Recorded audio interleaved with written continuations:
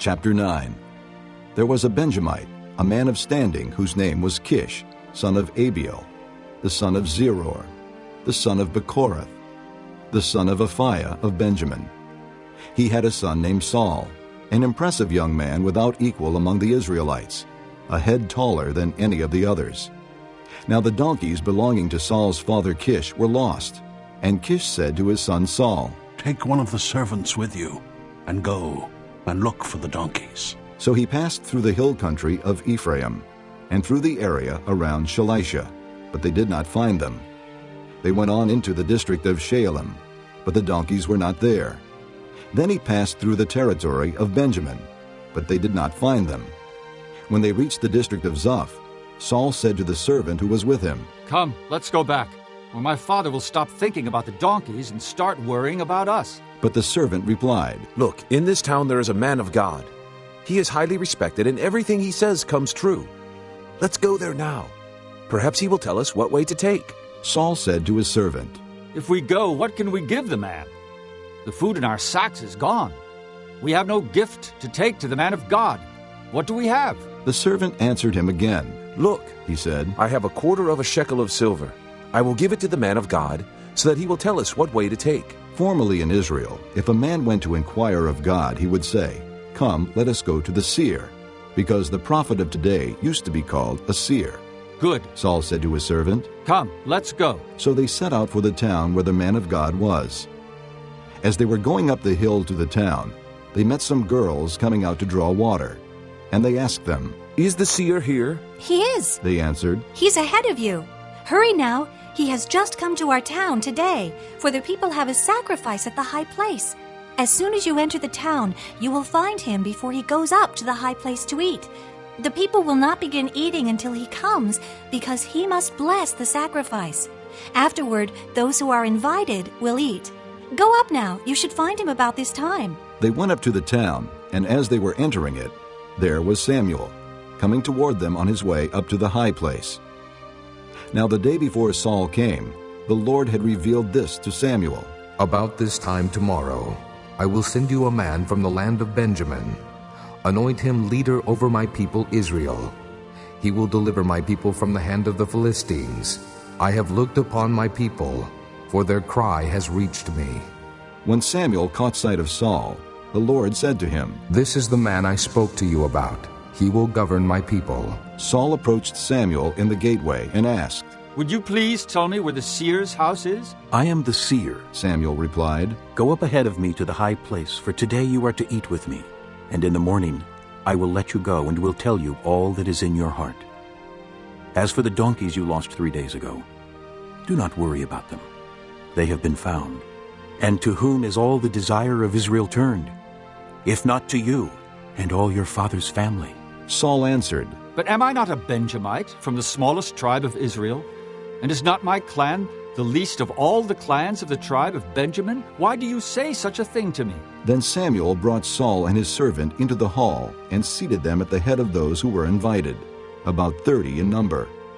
Samuel said to the cook, "Bring the piece of meat I gave you, the one I told you to lay aside." So the cook took up the leg with what was on it and set it in front of Saul. Samuel said, "Here is what has been kept for you. Eat, because it was set aside for you for this occasion, from the time I said, 'I have invited guests.'" And Saul dined with Samuel that day. After they came down from the high place to the town, Samuel talked with Saul on the roof of his house. They rose about daybreak, and Samuel called to Saul on the roof, "Get ready, and I will send you on your way." When Saul got ready, he and Samuel went outside together. As they were going down to the edge of the town, Samuel said to Saul, "Tell the servant to go on ahead of us." And the servant did so. "But you stay here a while, so that I may give you a message from God." Chapter 10. Then Samuel took a flask of oil and poured it on Saul's head and kissed him, saying, "Has not the Lord anointed you leader over his inheritance? When you leave me today, you will meet 2 men near Rachel's tomb at Zelzah, on the border of Benjamin. They will say to you, 'The donkeys you set out to look for have been found, and now your father has stopped thinking about them and is worried about you. He is asking, "What shall I do about my son?" Then you will go on from there until you reach the great tree of Tabor. 3 men going up to God at Bethel will meet you there. One will be carrying 3 young goats, another 3 loaves of bread, and another a skin of wine. They will greet you and offer you 2 loaves of bread, which you will accept from them. After that, you will go to Gibeah of God, where there is a Philistine outpost. As you approach the town, you will meet a procession of prophets coming down from the high place, with lyres, tambourines, flutes, and harps being played before them. And they will be prophesying. The Spirit of the Lord will come upon you in power, and you will prophesy with them, and you will be changed into a different person. Once these signs are fulfilled, do whatever your hand finds to do, for God is with you. Go down ahead of me to Gilgal. I will surely come down to you to sacrifice burnt offerings and fellowship offerings. But you must wait 7 days until I come to you and tell you what you are to do. As Saul turned to leave Samuel, God changed Saul's heart, and all these signs were fulfilled that day. When they arrived at Gibeah, a procession of prophets met him. The Spirit of God came upon him in power, and he joined in their prophesying. When all those who had formerly known him saw him prophesying with the prophets, they asked each other, "What is this that has happened to the son of Kish? Is Saul also among the prophets?" A man who lived there answered, And who is their father? So it became a saying, "Is Saul also among the prophets?" After Saul stopped prophesying, he went to the high place. Now Saul's uncle asked him and his servant, "Where have you been?" Looking for the donkeys, he said. but when we saw they were not to be found, we went to Samuel. Saul's uncle said, "Tell me what Samuel said to you." Saul replied, He assured us that the donkeys had been found. but he did not tell his uncle what Samuel had said about the kingship. Samuel summoned the people of Israel to the Lord at Mizpah and said to them, This is what the Lord, the God of Israel, says. I brought Israel up out of Egypt, and I delivered you from the power of Egypt and all the kingdoms that oppressed you. But you have now rejected your God, who saves you out of all your calamities and distresses. And you have said, No, set a king over us. So now present yourselves before the Lord by your tribes and clans. When Samuel brought all the tribes of Israel near, the tribe of Benjamin was chosen. Then he brought forward the tribe of Benjamin, clan by clan, and Matri's clan was chosen. Finally Saul, son of Kish, was chosen. But when they looked for him, he was not to be found. So they inquired further of the Lord. Has the man come here yet? And the Lord said, Yes, he has hidden himself among the baggage. They ran and brought him out. And as he stood among the people, he was a head taller than any of the others. Samuel said to all the people, Do you see the man the Lord has chosen? There is no one like him among all the people. Then the people shouted. Long live the king! Samuel explained to the people the regulations of the kingship. He wrote them down on a scroll and deposited it before the Lord. Then Samuel dismissed the people, each to his own home. Saul also went to his home in Gibeah, accompanied by valiant men whose hearts God had touched. But some troublemakers said, How can this fellow save us? They despised him and brought him no gifts. But Saul kept silent. Chapter 11. Nahash the Ammonite went up and besieged Jabesh Gilead. And all the men of Jabesh said to him, Make a treaty with us, and we will be subject to you. But Nahash the Ammonite replied, I will make a treaty with you only on the condition that I gouge out the right eye of every one of you, and so bring disgrace on all Israel. The elders of Jabesh said to him, Give us 7 days so we can send messengers throughout Israel. If no one comes to rescue us, we will surrender to you. When the messengers came to Gibeah of Saul and reported these terms to the people, they all wept aloud. Just then Saul was returning from the fields behind his oxen, and he asked, What is wrong with the people? Why are they weeping? Then they repeated to him what the men of Jabesh had said. When Saul heard their words, the Spirit of God came upon him in power, and he burned with anger. He took a pair of oxen, cut them into pieces, and sent the pieces by messengers throughout Israel, proclaiming, This is what will be done to the oxen of anyone who does not follow Saul and Samuel. Then the terror of the Lord fell on the people, and they turned out as one man. When Saul mustered them at Bezek, the men of Israel numbered 300,000, and the men of Judah 30,000. They told the messengers who had come, "Say to the men of Jabesh Gilead, by the time the sun is hot tomorrow, you will be delivered." When the messengers went and reported this to the men of Jabesh, they were elated. They said to the Ammonites, "Tomorrow we will surrender to you, and you can do to us whatever seems good to you." The next day, Saul separated his men into 3 divisions. During the last watch of the night, they broke into the camp of the Ammonites and slaughtered them until the heat of the day. Those who survived were scattered, so that no 2 of them were left together. The people then said to Samuel, "Who was it that asked, 'Shall Saul reign over us?' Bring these men to us, and we will put them to death." But Saul said, "No one shall be put to death today, for this day the Lord has rescued Israel." Then Samuel said to the people, "Come, let us go to Gilgal, and there reaffirm the kingship." So all the people went to Gilgal and confirmed Saul as king in the presence of the Lord. There they sacrificed fellowship offerings before the Lord, and Saul and all the Israelites held a great celebration. Chapter 12. Samuel said to all Israel, "I have listened to everything you said to me, and have set a king over you. Now you have a king as your leader.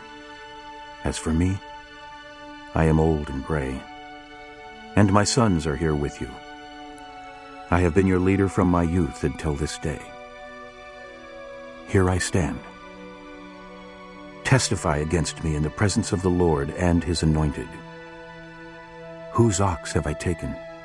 Whose donkey have I taken? Whom have I cheated? Whom have I oppressed? From whose hand have I accepted a bribe to make me shut my eyes? If I have done any of these, I will make it right." "You have not cheated or oppressed us," they replied. "You have not taken anything from anyone's hand."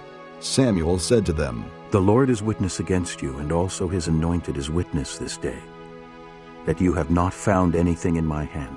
"He is witness," they said. Then Samuel said to the people, "It is the Lord who appointed Moses and Aaron, and brought your forefathers up out of Egypt. Now then, stand here, because I am going to confront you with evidence before the Lord as to all the righteous acts performed by the Lord for you and your fathers." After Jacob entered Egypt, they cried to the Lord for help, and the Lord sent Moses and Aaron, who brought your forefathers out of Egypt and settled them in this place. But they forgot the Lord their God. So he sold them into the hand of Sisera, the commander of the army of Hazor, and into the hands of the Philistines, and the king of Moab, who fought against them. They cried out to the Lord and said, "We have sinned.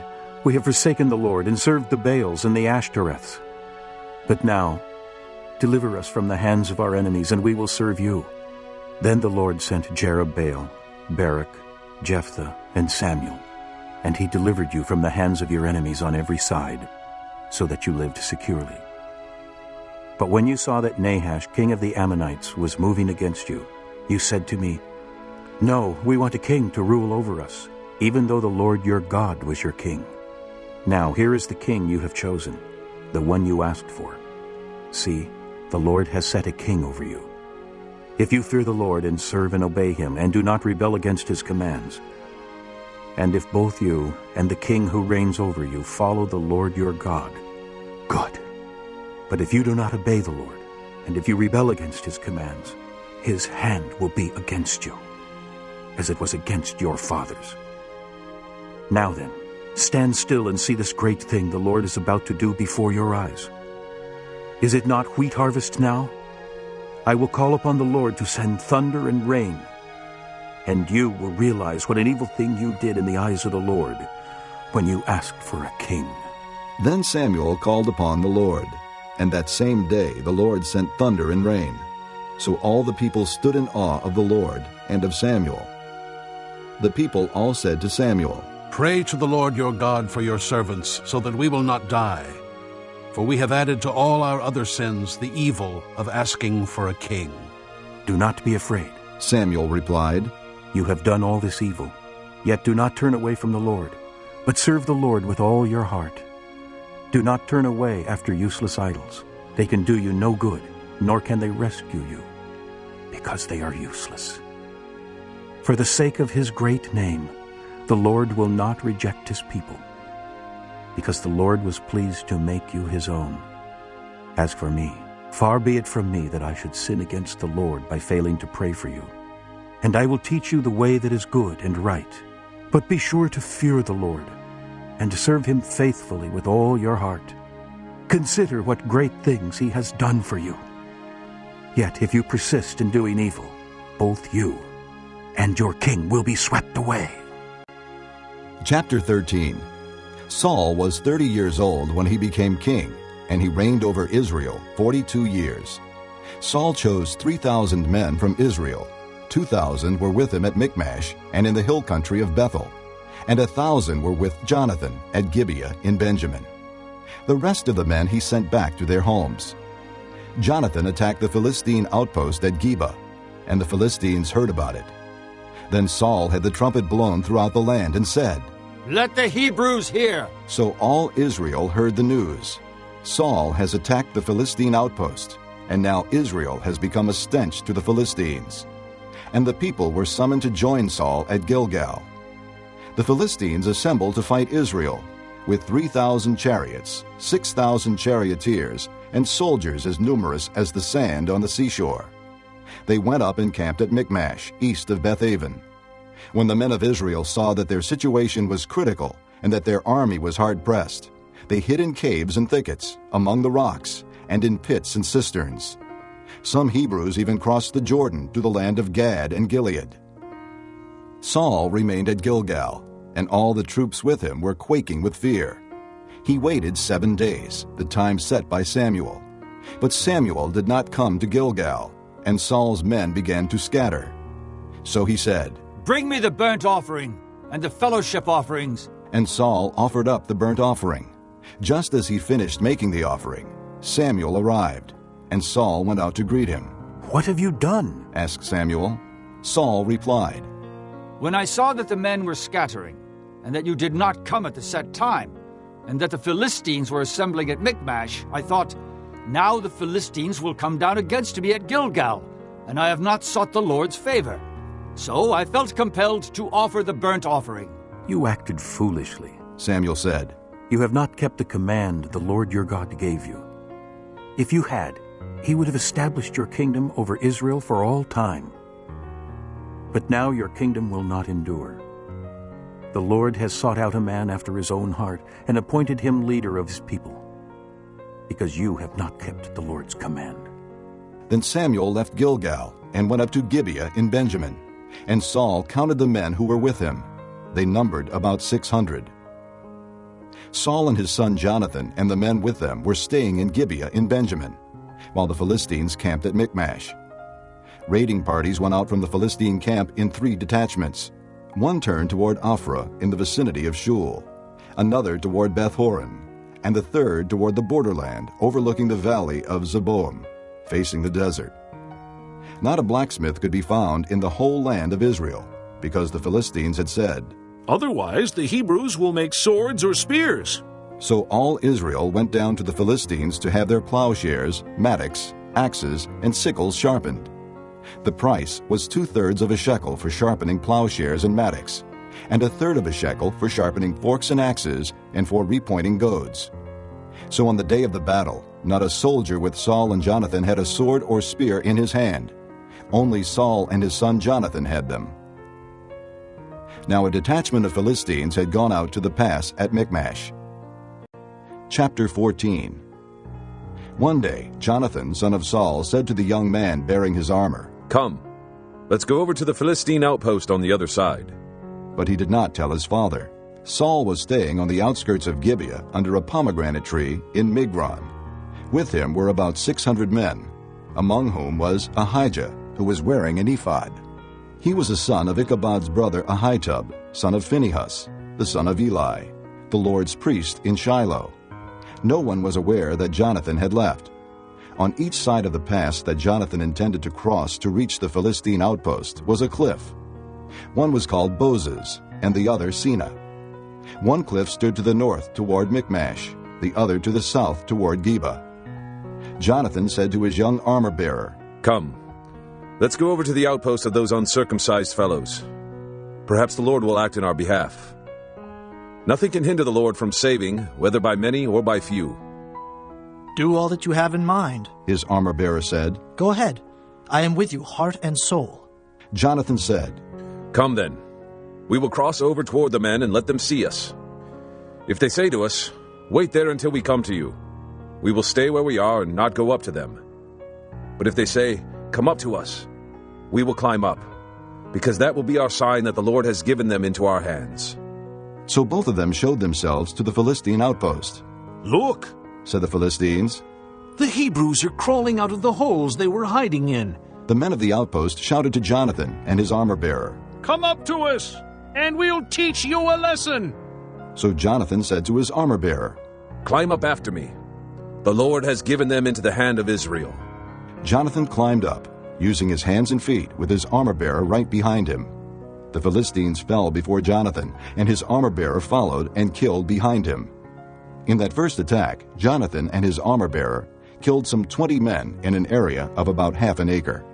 Then panic struck the whole army, those in the camp and field, and those in the outposts and raiding parties, and the ground shook. It was a panic sent by God. Saul's lookouts at Gibeah in Benjamin saw the army melting away in all directions. Then Saul said to the men who were with him, Muster the forces and see who has left us. When they did, it was Jonathan and his armor-bearer who were not there. Saul said to Ahijah, Bring the ark of God. At that time it was with the Israelites. While Saul was talking to the priest, the tumult in the Philistine camp increased more and more. So Saul said to the priest, Withdraw your hand. Then Saul and all his men assembled and went to the battle. They found the Philistines in total confusion, striking each other with their swords. Those Hebrews who had previously been with the Philistines and had gone up with them to their camp went over to the Israelites who were with Saul and Jonathan. When all the Israelites who had hidden in the hill country of Ephraim heard that the Philistines were on the run, they joined the battle in hot pursuit. So the Lord rescued Israel that day, and the battle moved on beyond Beth-aven. Now the men of Israel were in distress that day, because Saul had bound the people under an oath, saying, Cursed be any man who eats food before evening comes, before I have avenged myself on my enemies. So none of the troops tasted food.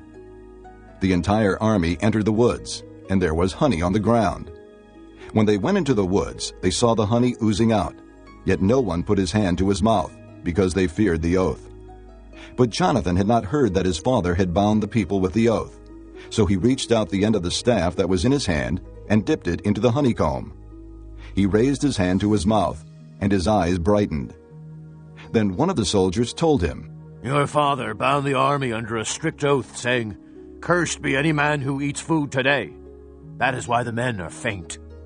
Jonathan said, My father has made trouble for the country. See how my eyes brightened when I tasted a little of this honey. How much better it would have been if the men had eaten today some of the plunder they took from their enemies. Would not the slaughter of the Philistines have been even greater? That day, after the Israelites had struck down the Philistines from Michmash to Ajalon, they were exhausted. They pounced on the plunder, and taking sheep, cattle, and calves, they butchered them on the ground and ate them, together with the blood. Then someone said to Saul, Look, the men are sinning against the Lord by eating meat that has blood in it. You have broken faith, he said. Roll a large stone over here at once. Then he said, Go out among the men and tell them, Each of you bring me your cattle and sheep, and slaughter them here and eat them. Do not sin against the Lord by eating meat with blood still in it. So everyone brought his ox that night and slaughtered it there. Then Saul built an altar to the Lord. It was the first time he had done this. Saul said, Let us go down after the Philistines by night, and plunder them till dawn, and let us not leave one of them alive. Do whatever seems best to you, they replied. But the priest said, Let us inquire of God here. So Saul asked God, Shall I go down after the Philistines? Will you give them into Israel's hand? But God did not answer him that day. Saul therefore said, Come here, all you who are leaders of the army, and let us find out what sin has been committed today.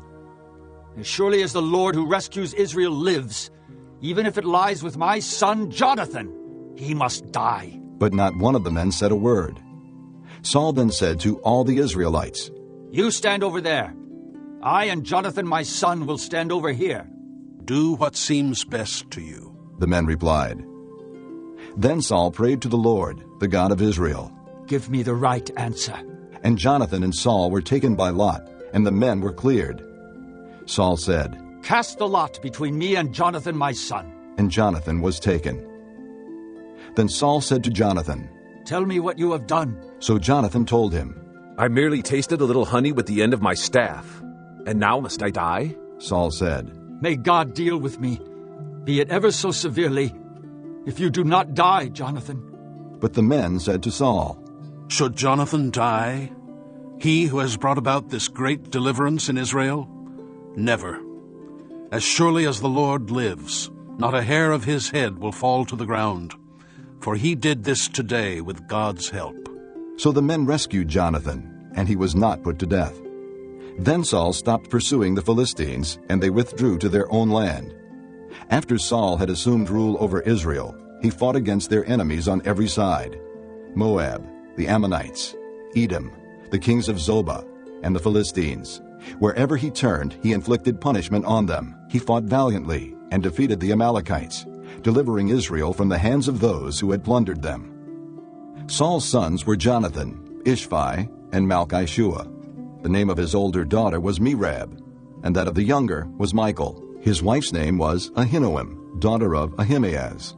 The name of the commander of Saul's army was Abner, son of Ner, and Ner was Saul's uncle. Saul's father Kish and Abner's father Ner were sons of Abiel. All the days of Saul there was bitter war with the Philistines, and whenever Saul saw a mighty or brave man, he took him into his service. Chapter 15. Samuel said to Saul, I am the one the Lord sent to anoint you king over his people Israel. So listen now to the message from the Lord. This is what the Lord Almighty says. I will punish the Amalekites for what they did to Israel when they waylaid them as they came up from Egypt. Now go, attack the Amalekites and totally destroy everything that belongs to them. Do not spare them. Put to death men and women, children and infants, cattle and sheep, camels and donkeys. So Saul summoned the men and mustered them at Telaim, 200,000 foot soldiers and 10,000 men from Judah. Saul went to the city of Amalek and set an ambush in the ravine. Then he said to the Kenites, Go away, leave the Amalekites, so that I do not destroy you along with them. For you showed kindness to all the Israelites when they came up out of Egypt. So the Kenites moved away from the Amalekites. Then Saul attacked the Amalekites all the way from Havilah to Shur, to the east of Egypt. He took Agag, king of the Amalekites, alive, and all his people he totally destroyed with the sword. But Saul and the army spared Agag and the best of the sheep and cattle, the fat calves and lambs, everything that was good. These they were unwilling to destroy completely, but everything that was despised and weak they totally destroyed. Then the word of the Lord came to Samuel. I am grieved that I have made Saul king, because he has turned away from me and has not carried out my instructions. Samuel was troubled, and he cried out to the Lord all that night. Early in the morning Samuel got up and went to meet Saul, but he was told, Saul has gone to Carmel. There he has set up a monument in his own honor, and has turned and gone on down to Gilgal. When Samuel reached him, Saul said, The Lord bless you. I have carried out the Lord's instructions. But Samuel said, What then is this bleating of sheep in my ears? What is this lowing of cattle that I hear? Saul answered, The soldiers brought them from the Amalekites. They spared the best of the sheep and cattle to sacrifice to the Lord your God, but we totally destroyed the rest. Stop, Samuel said to Saul. Let me tell you what the Lord said to me last night. Tell me, Saul replied. Samuel said, Although you were once small in your own eyes, did you not become the head of the tribes of Israel? The Lord anointed you king over Israel, and he sent you on a mission, saying, Go and completely destroy those wicked people, the Amalekites. Make war on them until you have wiped them out. Why did you not obey the Lord? Why did you pounce on the plunder and do evil in the eyes of the Lord? But I did obey the Lord, Saul said. I went on the mission the Lord assigned to me. I completely destroyed the Amalekites and brought back Agag, their king.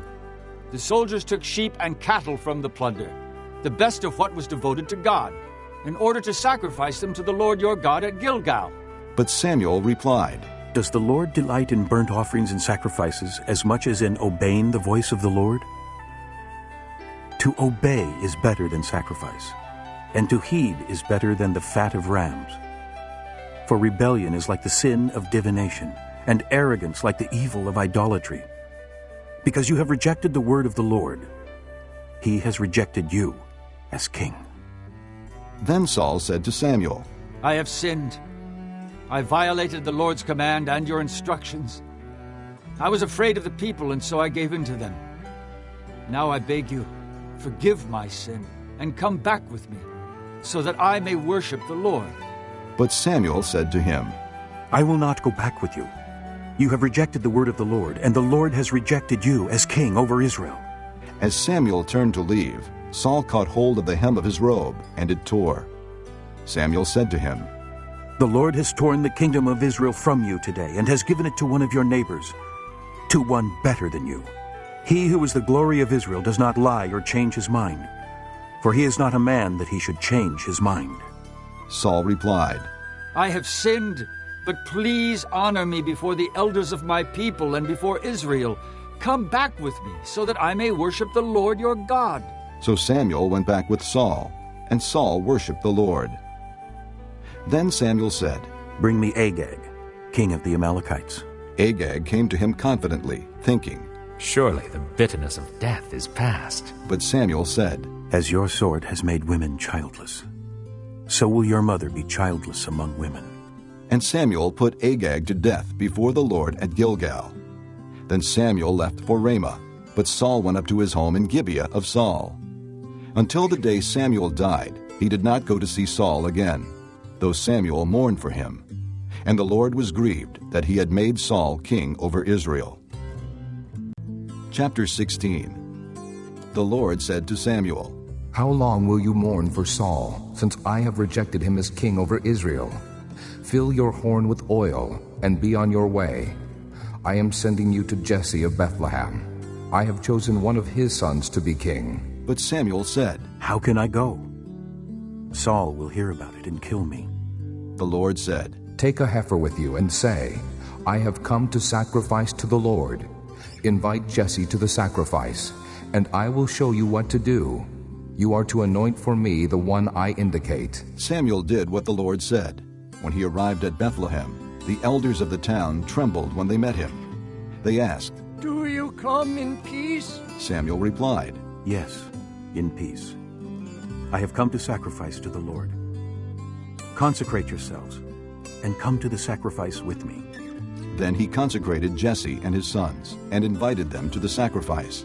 When they arrived, Samuel saw Eliab, and thought, Surely the Lord's anointed stands here before the Lord. But the Lord said to Samuel, Do not consider his appearance or his height, for I have rejected him. The Lord does not look at the things man looks at. Man looks at the outward appearance, but the Lord looks at the heart. Then Jesse called Abinadab, and had him pass in front of Samuel. But Samuel said, The Lord has not chosen this one either. Jesse then had Shammah pass by. But Samuel said, Nor has the Lord chosen this one. Jesse had 7 of his sons pass before Samuel. But Samuel said to him, The Lord has not chosen these. So he asked Jesse, Are these all the sons you have? There is still the youngest, Jesse answered, but he is tending the sheep. Samuel said, Send for him. We will not sit down until he arrives. So he sent and had him brought in. He was ruddy, with a fine appearance and handsome features. Then the Lord said, Rise and anoint him. He is the one. So Samuel took the horn of oil and anointed him in the presence of his brothers. And from that day on, the Spirit of the Lord came upon David in power. Samuel then went to Ramah. Now the Spirit of the Lord had departed from Saul, and an evil spirit from the Lord tormented him. Saul's attendants said to him, See, an evil spirit from God is tormenting you. Let our Lord command his servants here to search for someone who can play the harp. He will play when the evil spirit from God comes upon you, and you will feel better. So Saul said to his attendants, Find someone who plays well and bring him to me. One of the servants answered, I have seen a son of Jesse of Bethlehem who knows how to play the harp. He is a brave man and a warrior. He speaks well and is a fine-looking man, and the Lord is with him." Then Saul sent messengers to Jesse and said, "Send me your son David, who is with the sheep." So Jesse took a donkey loaded with bread, a skin of wine, and a young goat, and sent them with his son David to Saul. David came to Saul and entered his service. Saul liked him very much, and David became one of his armor-bearers.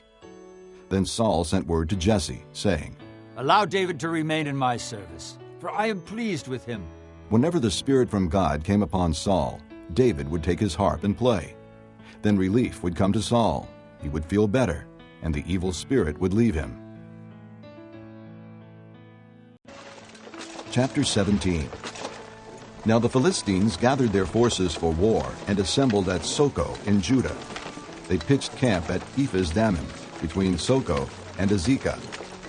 Saul and the Israelites assembled and camped in the valley of Elah, and drew up their battle line to meet the Philistines. The Philistines occupied one hill, and the Israelites another, with the valley between them. A champion named Goliath, who was from Gath, came out of the Philistine camp. He was over 9 feet tall. He had a bronze helmet on his head, and wore a coat of scale armor of bronze weighing 5,000 shekels.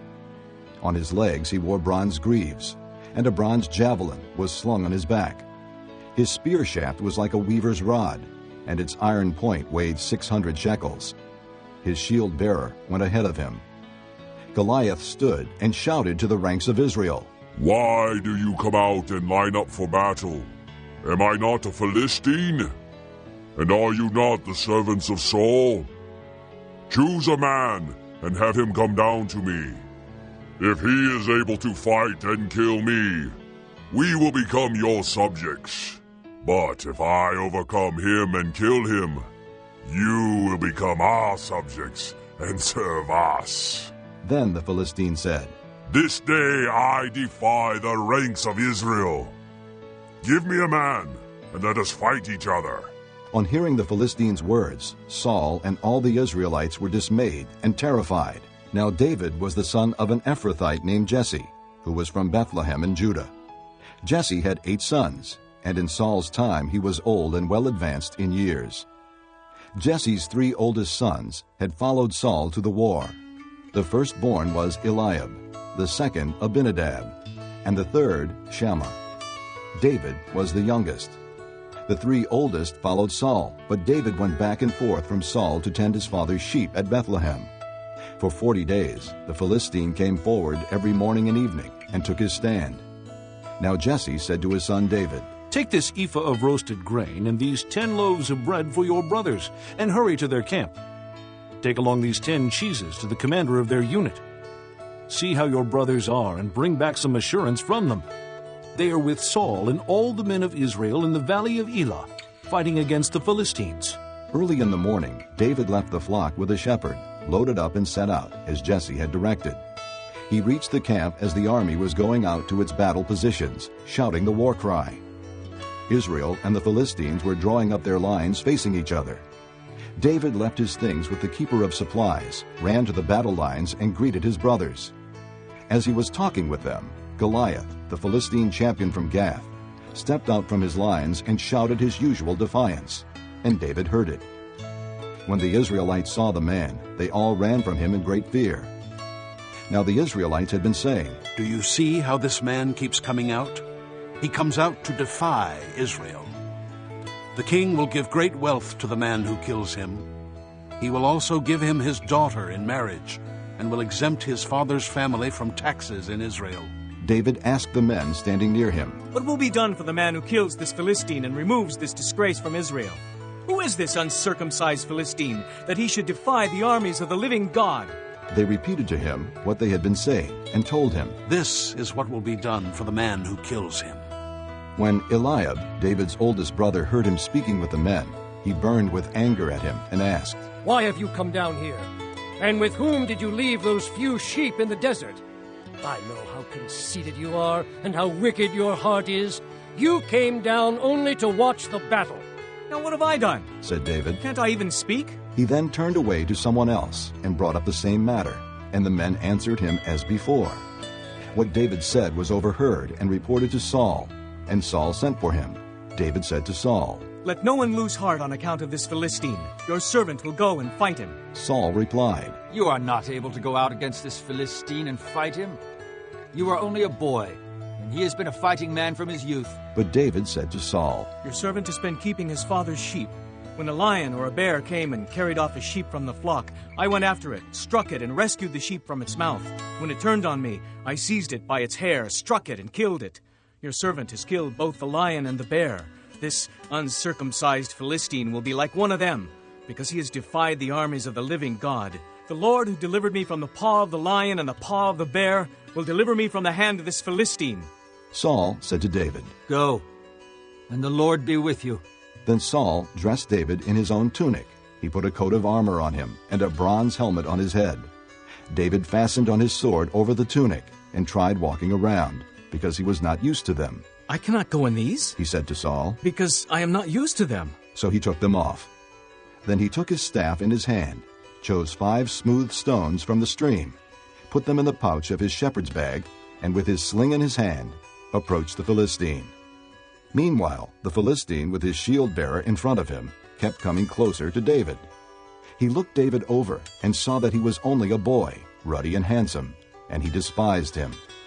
He said to David, "Am I a dog, that you come at me with sticks?" And the Philistine cursed David by his gods. "Come here, and I'll give your flesh to the birds of the air and the beasts of the field." David said to the Philistine, "You come against me with sword and spear and javelin, but I come against you in the name of the Lord Almighty, the God of the armies of Israel, whom you have defied. This day the Lord will hand you over to me, and I'll strike you down and cut off your head. Today I will give the carcasses of the Philistine army to the birds of the air and the beasts of the earth, and the whole world will know that there is a God in Israel. All those gathered here will know that it is not by sword or spear that the Lord saves, for the battle is the Lord's, and he will give all of you into our hands." As the Philistine moved closer to attack him, David ran quickly toward the battle line to meet him. Reaching into his bag and taking out a stone, he slung it and struck the Philistine on the forehead. The stone sank into his forehead, and he fell face down on the ground. So David triumphed over the Philistine with a sling and a stone.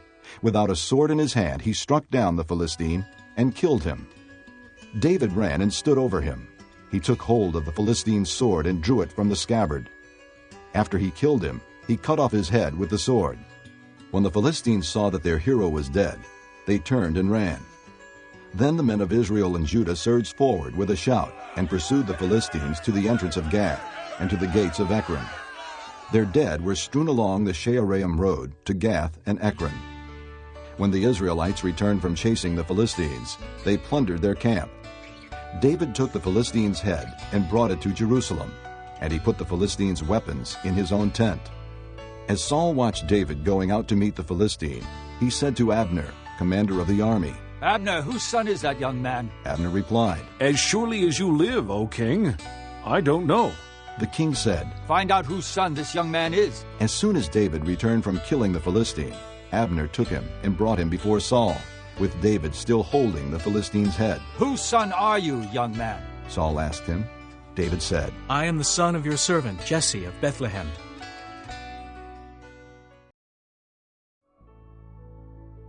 Chapter 18. After David had finished talking with Saul, Jonathan became one in spirit with David, and he loved him as himself. From that day Saul kept David with him and did not let him return to his father's house. And Jonathan made a covenant with David because he loved him as himself. Jonathan took off the robe he was wearing and gave it to David, along with his tunic and even his sword, his bow, and his belt. Whatever Saul sent him to do, David did it so successfully that Saul gave him a high rank in the army. This pleased all the people, and Saul's officers as well. When the men were returning home after David had killed the Philistine, the women came out from all the towns of Israel to meet King Saul with singing and dancing, with joyful songs, and with tambourines and lutes. As they danced, they sang, Saul has slain his thousands and David his tens of thousands. Saul was very angry. This refrain galled him. They have credited David with tens of thousands, he thought. but me with only thousands. What more can he get but the kingdom? And from that time on, Saul kept a jealous eye on David. The next day, an evil spirit from God came forcefully upon Saul. He was prophesying in his house, while David was playing the harp, as he usually did. Saul had a spear in his hand, and he hurled it, saying to himself, I'll pin David to the wall.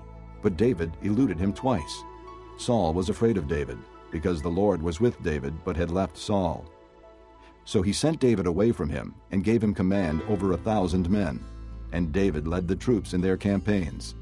In everything he did, he had great success, because the Lord was with him. When Saul saw how successful he was afraid of him. But all Israel and Judah loved David, because he led them in their campaigns. Saul said to David, Here is my older daughter Merab. I will give her to you in marriage.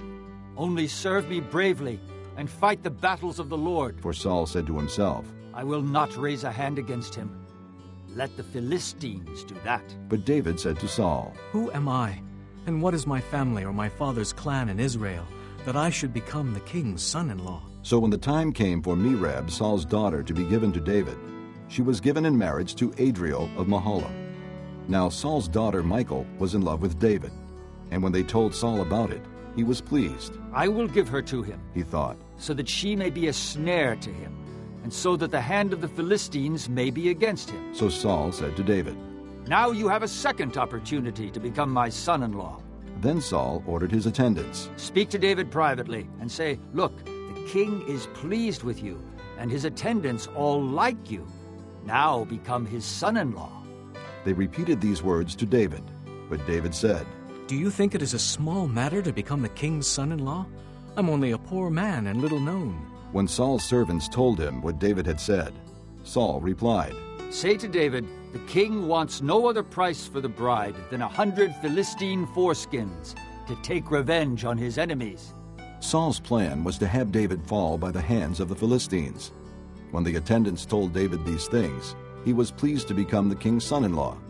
So before the allotted time elapsed, David and his men went out and killed 200 Philistines. He brought their foreskins and presented the full number to the king, so that he might become the king's son-in-law. Then Saul gave him his daughter Michal in marriage. When Saul realized that the Lord was with David and that his daughter Michal loved David, Saul became still more afraid of him, and he remained his enemy the rest of his days.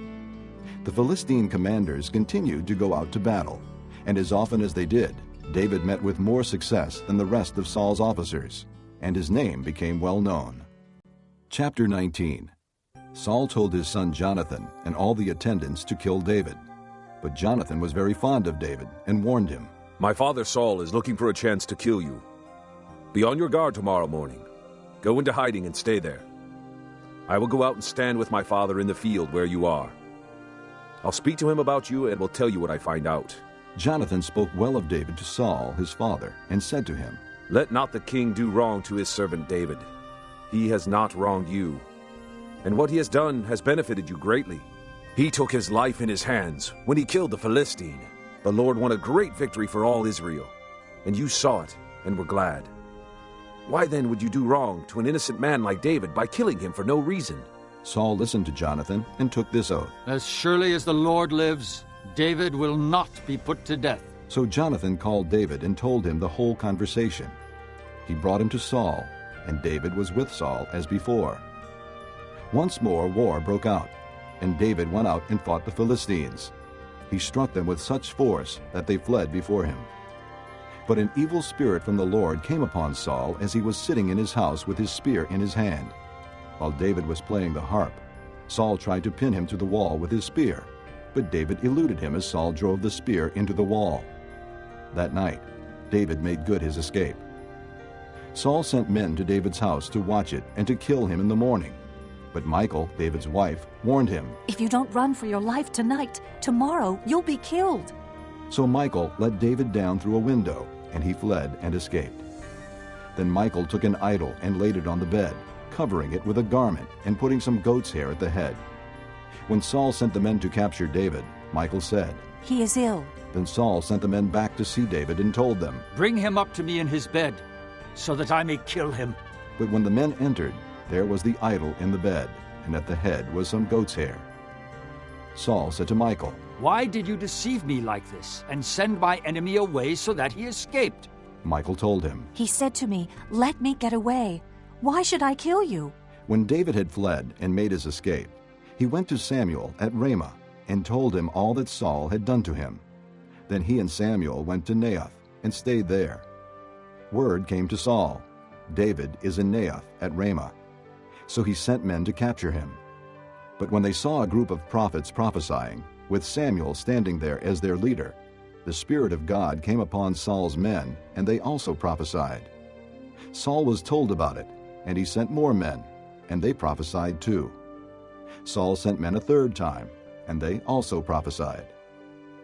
Finally, he himself left for Ramah and went to the great cistern at Seku, and he asked, "Where are Samuel and David?" "Over in Naioth at Ramah," they said. So Saul went to Naioth at Ramah, but the Spirit of God came even upon him, and he walked along prophesying until he came to Naioth. He stripped off his robes and also prophesied in Samuel's presence. He lay that way all that day and night. This is why people say, "Is Saul also among the prophets?" Chapter 20. Then David fled from Naioth at Ramah and went to Jonathan and asked, "What have I done? What is my crime? How have I wronged your father that he is trying to take my life?" "Never," Jonathan replied. "You are not going to die. Look, my father doesn't do anything, great or small, without confiding in me. Why would he hide this from me? It's not so." But David took an oath and said, "Your father knows very well that I have found favor in your eyes, and he has said to himself, 'Jonathan must not know this or he will be grieved.'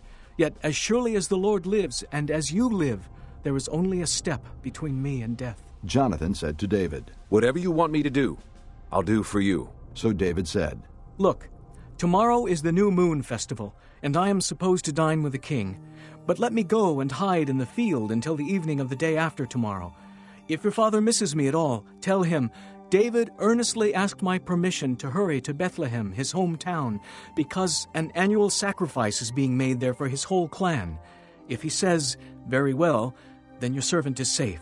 But if he loses his temper, you can be sure that he is determined to harm me. As for you, show kindness to your servant, for you have brought him into a covenant with you before the Lord. If I am guilty, then kill me yourself. Why hand me over to your father?"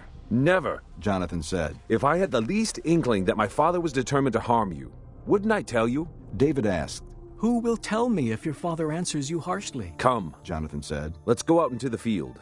So they went there together. Then Jonathan said to David, "By the Lord, the God of Israel, I will surely sound out my father by this time the day after tomorrow. If he is favorably disposed toward you, will I not send you word and let you know? But if my father is inclined to harm you, may the Lord deal with me, be it ever so severely, if I do not let you know and send you away safely. May the Lord be with you as he has been with my father. But show me unfailing kindness like that of the Lord as long as I live, so that I may not be killed, and do not ever cut off your kindness from my family, not even when the Lord has cut off every one of David's enemies from the face of the earth." So Jonathan made a covenant with the house of David, saying, "May the Lord call David's enemies to account." And Jonathan had David reaffirm his oath out of love for him, because he loved him as he loved himself. Then Jonathan said to David, "Tomorrow is the new moon festival. You will be missed because your seat will be empty. The day after tomorrow, toward evening, go to the place where you hid when this trouble began, and wait by the stone easel. I will shoot 3 arrows to the side of it, as though I were shooting at a target. Then I will send a boy and say, 'Go find the arrows.' If I say to him, 'Look, the arrows are on this side of you. Bring them here,' then come, because as surely as the Lord lives, you are safe. There is no danger. But if I say to the boy, 'Look, the arrows are beyond you,' then you must go, because the Lord has sent you away. And about the matter you and I discussed, remember, the Lord is witness between you and me forever." So David hid in the field, and when the new moon festival came, the king sat down to eat. He sat in his customary place by the wall, opposite Jonathan, and Abner sat next to Saul. But David's place was empty. Saul said nothing that day, for he thought, "Something must have happened to David to make him ceremonially unclean. Surely he is unclean." But the next day, the second day of the month, David's place was empty again, Then Saul said to his son Jonathan, "Why hasn't the son of Jesse come to the meal, either yesterday or today?" Jonathan answered, David earnestly asked me for permission to go to Bethlehem. He said, "Let me go, because our family is observing a sacrifice in the town, and my brother has ordered me to be there. If I have found favor in your eyes, let me get away to see my brothers." That is why he has not come to the king's table. Saul's anger flared up at Jonathan, and he said to him, "You son of a perverse and rebellious woman, don't I know that you have sided with the son of Jesse to your own shame and to the shame of the mother who bore you? As long as the son of Jesse lives on this earth, neither you nor your kingdom will be established. Now send and bring him to me, for he must die." Why should he be put to death? What has he done? Jonathan asked his father. But Saul hurled his spear at him to kill him. Then Jonathan knew that his father intended to kill David. Jonathan got up from the table in fierce anger. On that second day of the month he did not eat, because he was grieved at his father's shameful treatment of David. In the morning Jonathan went out to the field for his meeting with David. He had a small boy with him, and he said to the boy, "Run and find the arrows I shoot." As the boy ran, he shot an arrow beyond him. When the boy came to the place where Jonathan's arrow had fallen, Jonathan called out after him, "Isn't the arrow beyond you?" Then he shouted, "Hurry! Go quickly! Don't stop!" The boy picked up the arrow and returned to his master. The boy knew nothing of all this, only Jonathan and David knew.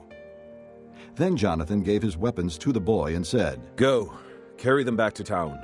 After the boy had gone, David got up from the south side of the stone and bowed down before Jonathan 3 times, with his face to the ground.